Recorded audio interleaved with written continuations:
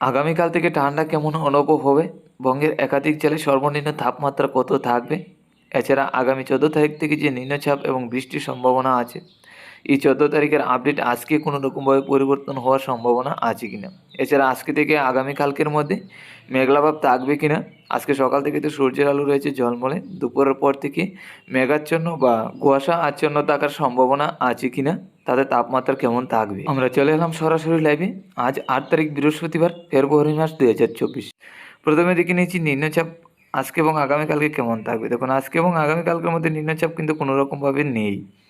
তবে তাপমাত্রার দিকে যদি নজর রাখি, আজকে দুপুরের মধ্যে থাকবে বাংলাদেশ, ত্রিপুরা, আসামে শিলচর, শিলিগুড়ি, আলিপুরদুয়ারে 24-25। রাত্রির মধ্যে থাকবে 18 থেকে 19 ত্রিপুরা, বাংলাদেশের একাধিক জেলায়।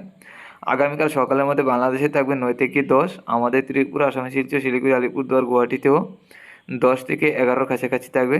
তো সকালের দিকে কিন্তু ঠান্ডা অনেকটাই থাকবে, রাত্রির মধ্যে কিন্তু আজকে তেমন ঠান্ডা থাকছে না। তো আগামী দিনে 14 তারিখের মধ্যে যে নিম্নচাপ আসার সম্ভাবনা, দেখুন পশ্চিমী ঝঞ্ঝার কারণে আমরা আমাদের ভারতের পশ্চিমী জেলাগুলির মধ্যে কিছু নিম্নচাপ লক্ষ্য করতে পারছি।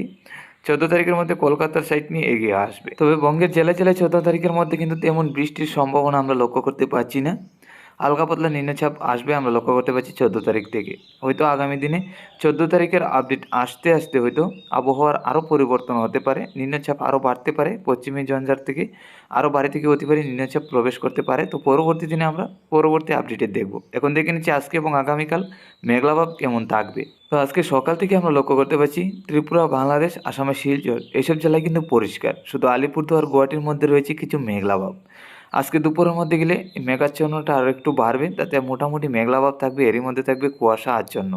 তো ত্রিপুরা, বাংলাদেশের একাধিক জেলায় দুপুরের মধ্যে কিছু কুয়াশা আচ্ছন্ন থাকবে, তাতে দুপুরের পর থেকে সন্ধ্যা এবং রাত্রি পর্যন্ত এই মেঘলাভাবটা থাকার সম্ভাবনা, তাতে সূর্যের আলো বেশি একটা থাকবে না, হয়তো তাপমাত্রা বেশি একটা কিন্তু থাকবে না দুপুরে।